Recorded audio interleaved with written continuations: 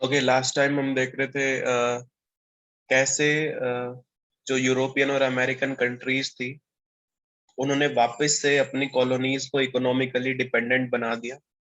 How did they do that? By making IMF, World Bank. तो new colonies थी, उनके अंदर एमएनसीज की एंट्री होगी, multinational corporations. And these multinational corporations did what?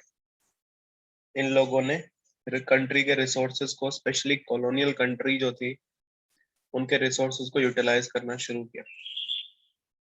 तो एक चीज ये देखना कि जब ऐसा हो रहा था तो दो पार्ट में कंट्री डिवाइडेड थे। तो कौन कौन से दो पार्ट थे? फर्स्ट ऑफ ऑल, फर्स्ट तो हो जाएगा हमारे पास में, एक minute. First part would be developing, जिसमें कौन सी पावर आएंगी, कौन सी कंट्रीज आएंगी? जो कंट्री पहले कॉलोनीज थी, for example India, versus developed जो ऑलरेडी डेवलप्ड थी, फॉर एग्जांपल योर ब्रिटेन। तो डेवलपिंग कंट्रीज ने क्या सोचा कि अगर हम ऐसे फाइट अगर हम मिलके करें against this, so it can be beneficial for the both. So उन लोगों ने क्या किया, उन लोगों ने डिमांड करके सब लोग इकट्ठा हो गए and they form the group का नाम क्या? Group of 77। इसको G77 भी बोलते हैं, याद रखना है ये। Who form this G77 countries? So उन्होंने, किन्होंने बनाया? डेवलपिंग कंट्रीज ने, ठीक है। तो उन्होंने अपनी डिमांड क्या रखा? उन्होंने कहा जो एग्जिस्टिंग ऑर्डर है, जो भी एग्जिस्टिंग सिस्टम चल रहा है, वो हमें नहीं चाहिए। आपको क्या चाहिए फिर अगर ऐसा नहीं करना है? उन्होंने डिमांड किया कि we need new international economic order, NIEO। New मतलब ओल्ड में क्या प्रॉब्लम है? ओल्ड जो सिस्टम है वो इन लोगों को कंट्रोल नहीं दे रहा है। They want real control, real control over the resource.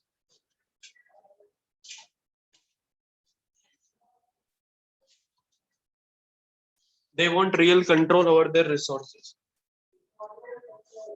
ठीक है। और क्या चाहिए उनको? मोर डेवलपमेंट असिस्टेंस, खुद के रॉ मटेरियल के लिए फेयर प्राइस चाहिए, बेटर एक्सेस एक्सेस चाहिए, ताकि हम भी अपनी प्रोडक्ट को एक्सपोर्ट कर सके। कहाँ पे? मैन्युफैक्चर्ड गुड्स में, डेवलप्ड कंट्रीज में। मतलब जो भी सिस्टम चल रहा था तो अनइक्वल था, उनको इक्वल कराना था, उसको उन्होंने न्यू बनाना था। तो this was their demand, G77, ठीक है। ग्रुप का नाम G77 इम्पोर्टेंट है और उनके डिमांड थे, वो कंसेप्ट है। आई गेस तुम लोगों को भी समझ में आ गया होगा। You can always raise your hand जिनको भी डाउट होगा।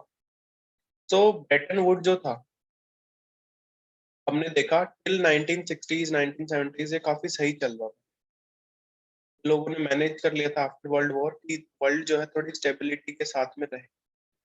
बट एक चीज देखना, तो यूएस ने क्या किया? यूएस ने अपने आप को ओवर एक्सपोज कर दिया।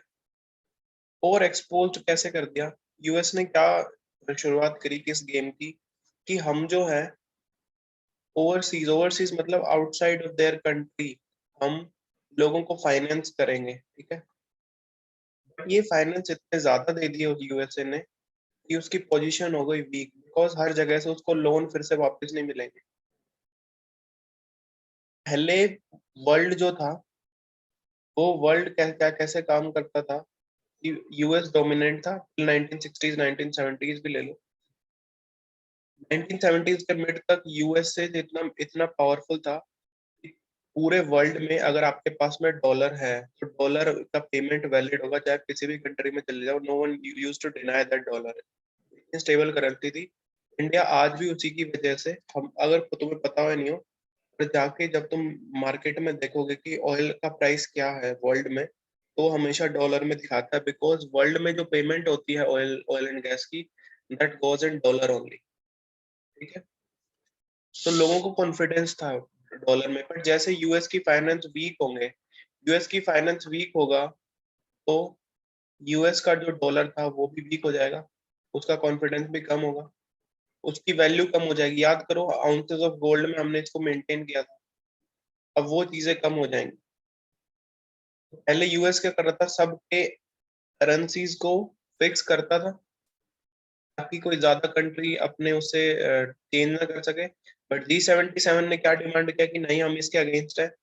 तो जो फिक्स्ड एक्सचेंज होता था पहले, डॉलर वर्सेस रुपी ले लो फॉर एग्जांपल, वो चेंज हो गया, फ्लोटिंग हो गया। फ्लोटिंग मींस वेरिएबल, इसको तुम वेरिएबल एक्सचेंज रेट भी बोल सकते हो। इसीलिए जब तुम डेली न्यूज़पेपर में देखोगे कि how much dollar equals to how much rupee, वो डेली चेंज होगा, वो फिक्स नहीं है। अभी पहले फिक्स होता था, कब तक, 1960s तक। फिक्स क्यों होता था? बिकॉज वो गोल्ड के साथ फिक्स था। तो सब कुछ अभी फ्लोटिंग हो गया, तो अब सब चेंज होने लगे। ठीक है, मिड 1970s में और क्या चेंज आएंगे? पहले क्या होता था, डेवलपिंग कंट्रीज को लोन चाहिए तो कहाँ पे जाएंगे? आईएमएफ, वर्ल्ड बैंक जैसे इंटरनेशनल इंस्टीट्यूशन। ठीक है, और अभी क्या हो रहा है, अभी वो बोरो कर रहे थे वेस्टर्न कमर्शियल बैंक से और प्राइवेट लोगों से। अभी क्यों कर रहे थे? बिकॉज उनको फोर्स कर रहे थे, अगर आपको लोन लेना है तो हमारे हमसे लोन ले लो, बैंक में मत जाओ, तो सॉरी इन इंस्टीट्यूशंस में मत जाओ, यूनाइटेड नेशन वाले में, उनके पास से ले लो। कुछ भी उनके फोर्सफुल करके आप किसी भी कंट्री को डिमांड कर सकते हो सकता है पुअर कंट्री हो, उसको ये इंस्टीट्यूशन ज्यादा लोन ना दे सके, बट ये इनका अमाउंट ज्यादा दे सके, तो ये लोग यहाँ पे चले जाएंगे। ये लोन जो इतने ज्यादा दे रहे थे प्राइवेट और ये वेस्टर्न कमर्शियल बैंक, देखो इंटरनेशनल जो इंस्टीट्यूशंस थे उसमें तो सबकी पार्टनरशिप थी, ऐसा नहीं है कि एक ही कंट्री है, सब लोग मिलके कंट्रीब्यूट करते हैं, तो रिस्क कम हो जाता है। यहाँ पर रिस्क ज्यादा है ना, एक ही कंट्री का बैंक है, एक ही कंट्री के लोग हैं जो लोन दे रहे हैं। तो होगा क्या, अफ्रीका और लैटिन अमेरिका जैसे जो कंट्री थे, जो बहुत ही पुअर थे, वो अपना लोन नहीं दे पाएंगे। क्यों? क्योंकि वहां पे पॉवर्टी और इंक्रीज हो गई, इनकम्स भी कम हो रही हैं। तो ये जो है ना, डेट की क्राइसिस हो जाएगी, डेट की क्राइसिस इस कंट्री में, और ये भी इसी से लिंक है, यूएस लिंक। पूरा मैं चैप्टर कह रहा हूँ, ये इकोनॉमिक्स है, इससे किसी को नहीं समझ में आया तो पूछ सकता है। इंडस्ट्रियल वर्ल्ड और किस चीज से हिट होगा? वो ये हिट होगा, देखो अर्ली 1990s तक क्या होता था, जैसे मैंने इंडिया का एग्जांपल दिया था, इंडिया में कार नहीं बनती थी, सिर्फ एक ही टाइप की कार मिलती थी, दैट दो दो टाइप मान लो, एक एम्बेसडर और एक मारुति, बस वो कंपनीज थी। बाकी जो बड़ी कंपनीज से फोर्ड कार बना रही थी तो अमेरिका में बना रही थी। अभी 1990s के बाद में इंडिया ने भी अपना मार्केट ओपन कर दिया। फोर्ड को अगर इंडिया में कार सेल करनी है, फोर्ड के लिए प्रॉफिटेबल क्या है कि फोर्ड उस कार को मेड इन इंडिया बनाए, को यहाँ पे इंडिया में बनाएगा तो चीप पड़ेगा। चीप तो पड़ेगा बिकॉज जो यहाँ के लेबरर हैं उनको लो वेज देनी पड़ेगी। एशियन कंट्रीज के जो लेबरर्स हैं उनको पेमेंट आप रुपी में दोगे तो कम पैसे देने पड़ेंगे, ओवरऑल भी वैसे कम ही पैसे मिलते हैं कंपेयर टू यूएस के किसी वर्कर को। सो वो डिफरेंस था, इसकी वजह से उन्होंने अपना प्रोडक्शन सारा शिफ्ट ही कर लिया। उन्होंने बोला कि हम अपना सारा प्रोडक्शन इंडिया में ऐसे कंट्री में शिफ्ट कर लेते हैं, हम वेस्ट में क्यों बनाए, हमें महंगा भी पड़ता है और हमारा मेन मार्केट एशिया है। इवन कुछ मार्केट तो कुछ प्रोडक्ट तो बनते भी इंडिया में ही है, पूरे वर्ल्ड में एक्सपोर्ट हो रहे हैं। तो इसी से राइज होगा मेड इन चाइना का। देखेंगे कैसे। हमने देखा था चाइना ने कट ऑफ कर लिया था खुद को, वॉल बना ली थी, उसका जो रेवोल्यूशन आया था 1949 में। बट 1990 के बाद में दो चेंज हुए थे। एक चेंज क्या हुआ था, 1990 से पहले वर्ल्ड में दो ग्रुप थे, दो बड़े group. First group was USA, इसको लीड कर रहा है अमेरिका, वर्सेस यूएसएसआर, इसको लीड कर रहा था रशिया। 1990 तक इनकी कोल्ड वॉर चलती है, फाइट नहीं करते हैं सेकेंड वर्ल्ड वॉर के बाद में, बट बीच में हॉट फेज कूल फेज आता रहता है, ऐसा लगता है वॉर होगी। क्यूबा में मिसाइल लगा लेते हैं दोनों लोग, अटैक करते हैं, बट ऐसा कुछ भी नहीं होता है, बट फाइट चलती रहती है। 1990s के बाद में यूएसएसआर बहुत वीक हो जाता है, बिकॉज इसकी इकोनॉमी में इंडस्ट्री है ही नहीं, बहुत कम इंडस्ट्रीज हैं, तो बहुत बड़ा एरिया भी था, तो कंट्रोल करना इसको मुश्किल हो रहा था। इसका डाउनफॉल होता है 1990s में यूएसएसआर का। और यूएसएसआर 1990s तक इंडिया का बहुत अच्छा फ्रेंड था। इंडिया को बहुत पैसे, वेपन्स, एम्यूनिशन, हर तरह की हेल्प यूएसएसआर देता। बट 1990s में, अच्छा अगर इंडिया का फ्रेंड ये था, तो पाकिस्तान का फ्रेंड कौन था? यूएस। 1990, very good friend. अभी ऑपोजिट हो गया। अभी यूएस हमारा बहुत अच्छा फ्रेंड है, यूएसआर उतना अच्छा फ्रेंड नहीं है। तो यूएसएसआर जो है उसका डाउनफॉल हो गया, वो अलग अलग टुकड़ों में डिवाइड होगा। उसका मेजर चंक रशिया बनेगा, और बाकी जो छोटी कंट्रीज है जैसे आर्मेनिया, स्लोवाकिया, ये सब कंट्रीज अलग अलग पार्ट में डिवाइड हो गए out of USSR. So 1990s के बाद में क्या होगा, ये जो पॉलिसी थी कि हमें जो यहाँ पे फैक्ट्री लगानी नहीं है, ऐसा नहीं है कि रशिया में फैक्ट्री कम थी, नहीं, कितनी फैक्ट्री जो भी थी वो गवर्नमेंट ओन्ड थी। 9th में पढ़ा था ना सोशलिज्म। सोशलिज्म प्राइवेट प्रॉपर्टी को, प्राइवेट इंडस्ट्री को बैन करता है। वो बोलता है सब कुछ सरकारी होना चाहिए, पब्लिक को फाइनेंस पब्लिक होना चाहिए, public school, public hospital, public industry, private को बैन कर दो। ये पॉलिसी ज्यादा टाइम तक चली नहीं, 1990s में इसका डाउनफॉल हुआ। इसका डाउनफॉल हुआ है, यूएसएस से भी स्लो हो गया, यूएसएस स्लो हो गया, यूएसआर डाउनफॉल हो गया है। अपॉर्चुनिटी किसको मिली?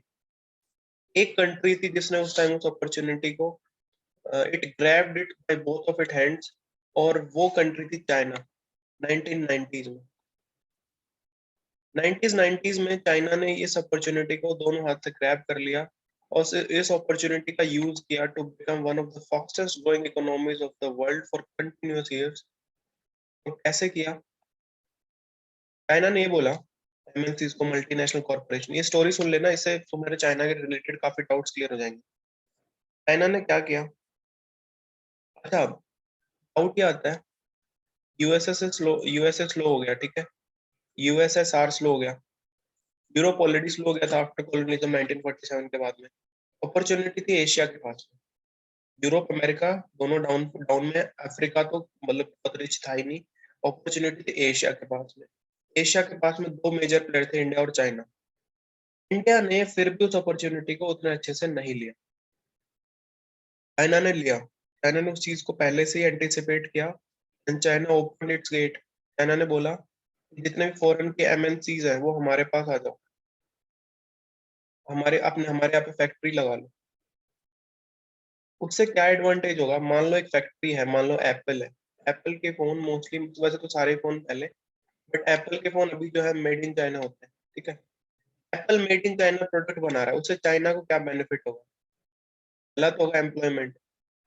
चाइनीज लोगों का एम्प्लॉयमेंट में इतनी ज्यादा पॉपुलेशन है, उसको तुम एम्प्लॉयमेंट कैसे दोगे? तो this is the employment.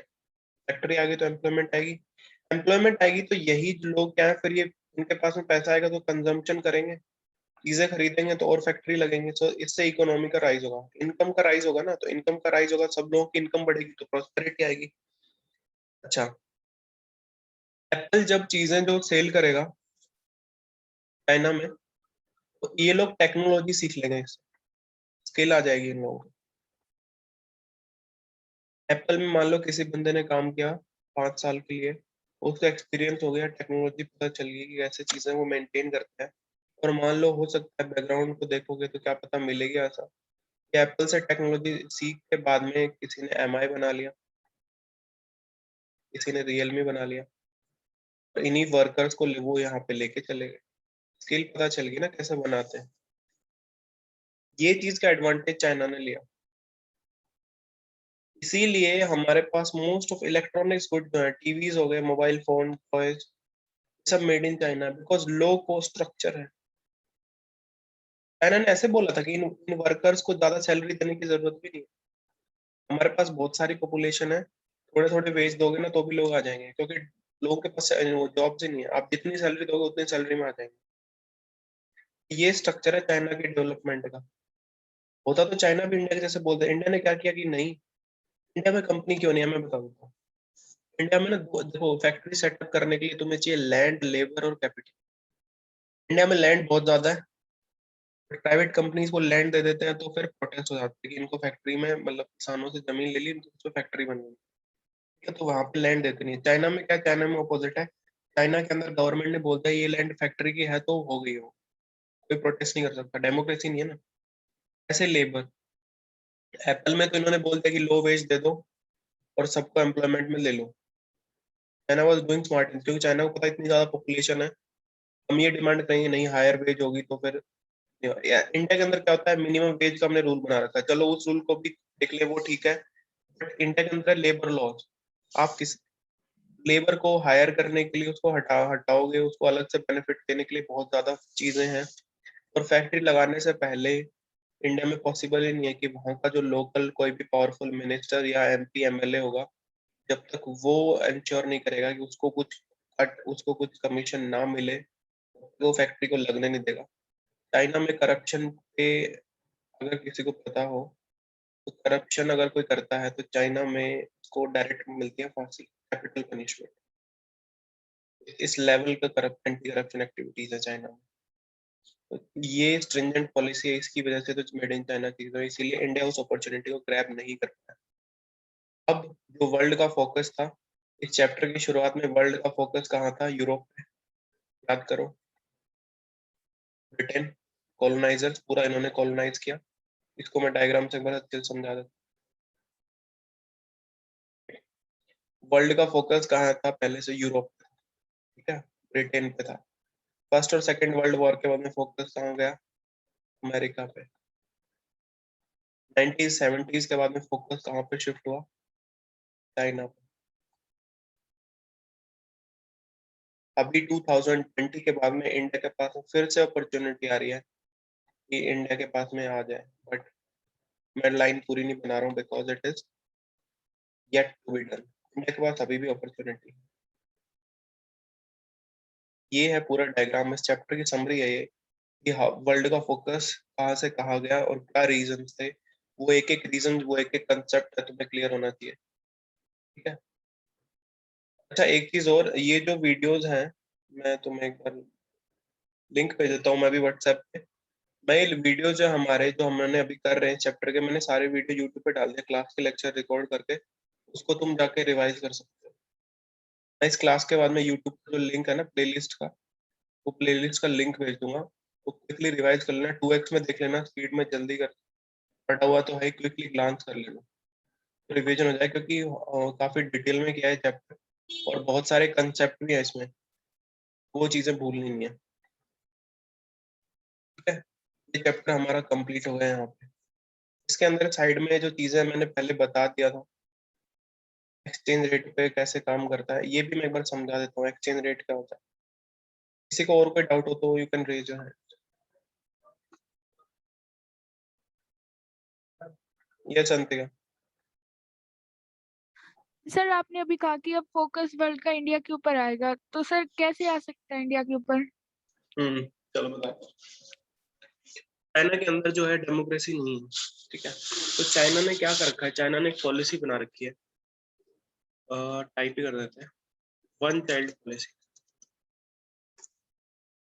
Population बहुत ज्यादा हो गई थी चाइना की, तो चाइना ने पॉलिसी बना दी कि वन चाइल्ड पॉलिसी होगी, मतलब हर पेरेंट्स एक ही बच्चा कर सकता है, एक से ज्यादा करेंगे तो गवर्नमेंट विल फाइन यू, या फिर तुम्हें अपॉर्चुनिटी नहीं मिलेगी।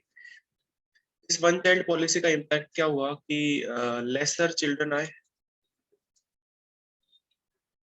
2021 में क्या हुआ है, ये जो पॉपुलेशन है लेसर चिल्ड्रन की, जो एक एक बच्चे अपने मम्मी पापा, ठीक है, लेसर चिल्ड्रन जब एजुकेट हो गए तो ये आगे जाके वर्कर्स बनेंगे, चाहे कैसे वर्कर बने, आईटी के या लेबर के। तो ये वर्कर्स की जो अमाउंट थी, मतलब क्वांटिटी बोलोगे, नंबर जो बोलोगे, ये कम हो गया है, वर्कर ही कम हो गया है, जनरेशन से हो गया ना, इसको काफी टाइम हो गया वन चाइल्ड पॉलिसी।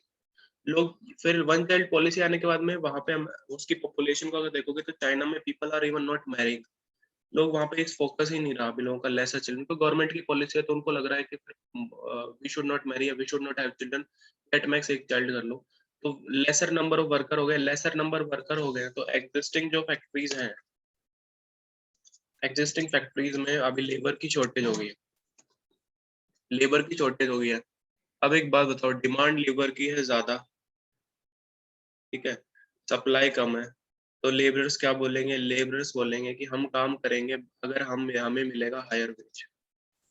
पहले तो बहुत ज्यादा वर्कर थे तो वो डिमांड कर ही नहीं सकते थे, अभी वर्कर्स की रिक्वायरमेंट ज्यादा, वर्कर कम हो गए तो हायर वेज की डिमांड कर रहे हैं। और हायर वेज की डिमांड के पीछे एक और रीजन भी है कि चाइना ने कंटिन्यूसली 1990 से 80 से मान लो 80 से लेकर 2020 तक कंटिन्यूसली ग्रो किया, पॉजिटिव ग्रोथ, बहुत अच्छी ग्रोथ रेट के साथ में। तो चाइना के लोगों का प्रोस्पेरिटी इंक्रीज हुई है, चाइना के लोग अभी रिच हो गए हैं। तो अगर कोई बंदा रिच हो गया तो वो क्यों कम वेज में काम करे, कंटिन्यूसली वो वेज भी हाई डिमांड करेगा। तो इसकी वजह से चाइनीज गवर्नमेंट का भी उतना कंट्रोल है नहीं, क्योंकि लेबर है ही नहीं। तो ये फैक्ट्री जो है अब इनको फिर से एक ऐसी अपॉर्चुनिटी चाहिए जहाँ पे उनको चीपर वेज में वर्कर्स मिल जाए।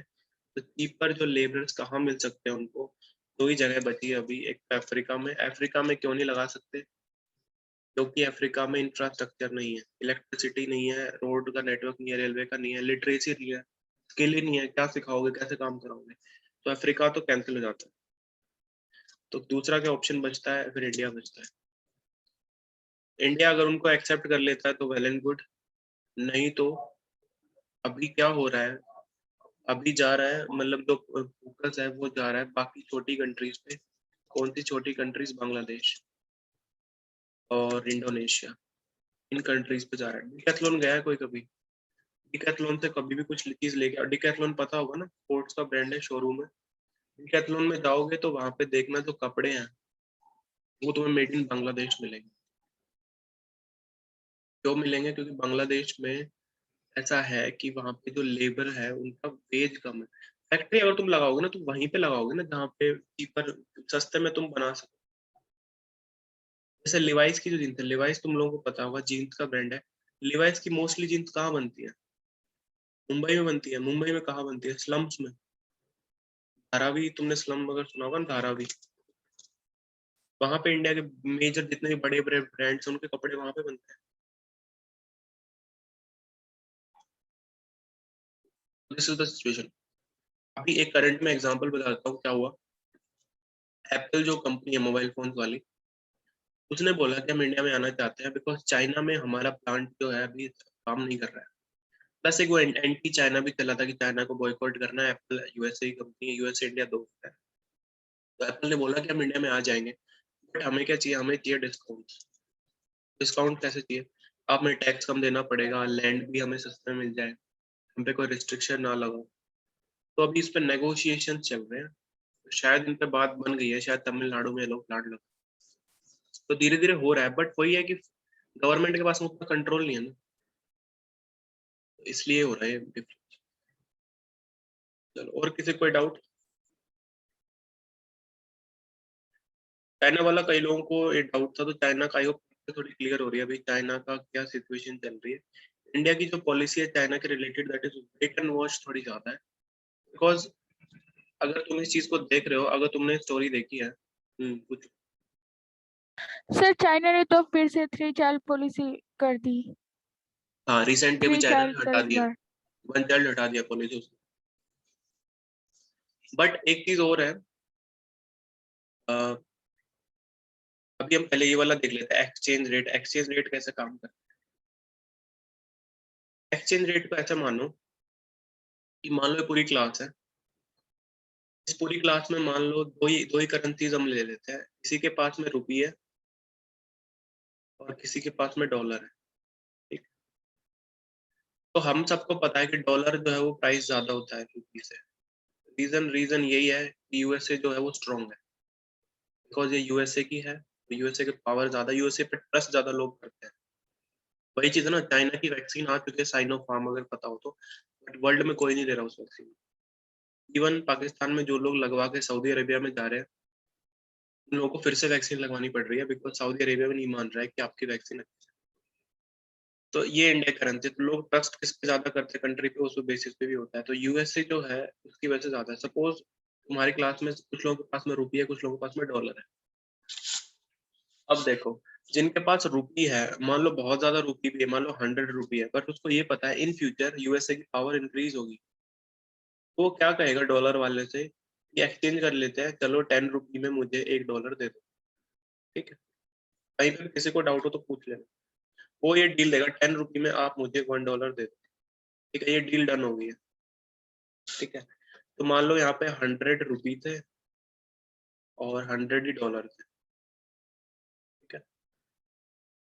तो अभी क्या हो जाएगा, $10 यहाँ पे कम हो गए और डॉलर उसने यहाँ पे ले लिया। रुपी तो वही रहेगा, रुपी तो मार्केट में कम ज्यादा नहीं हो रहा है, बट रुपी जब देखेंगे, बाकी रुपी वाले लोग देखेंगे, वो क्या देखेंगे कि भाई किसी ने 10 रुपये दे के डॉलर ले लिया, इसका मतलब डॉलर की जो है इम्पोर्टेंस इंक्रीज हो गई है। सोसाइटी में हम क्या करते हैं, जो चीज ज्यादा महंगी होती है उस चीज को फेवर करते हैं ना लोग, बिकॉज उसकी क्वालिटी ज्यादा है।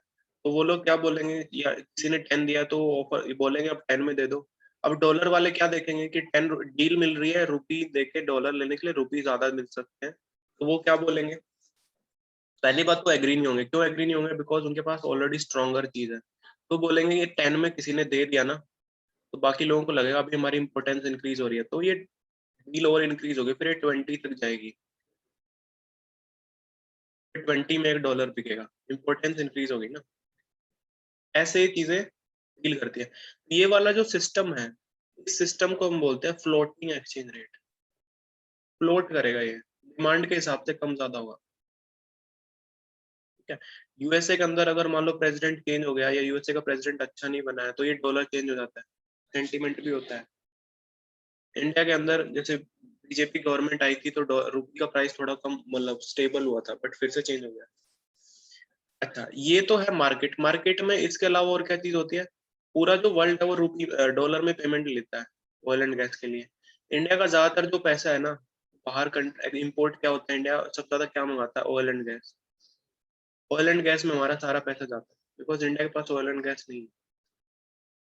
दूसरी चीज, हम गोल्ड मंगाते हैं, गोल्ड भी इंडिया में नहीं है। केजीएफ तुमने देखी होगी, कोलार गोल्ड गोल्ड फील्ड, बस वहीं पे थोड़ा बहुत माइंस गोल्ड की, बाकी वर्ल्ड में नहीं है, इंडिया में नहीं है। और इंडिया में कल्चर क्या है, धनतेरस पे सोना खरीदो, शादी में सोना दो, बच्चा हो जाए तो सोना देना है। मतलब हर गोल्ड बहुत इंपॉर्टेंट पार्ट है हमारे रिचुअल का, शो ऑफ वाला पार्ट पे, इन्वेस्टमेंट वाला पार्ट पे। तो इन दोनों में इनको पैसा देना पड़ता है।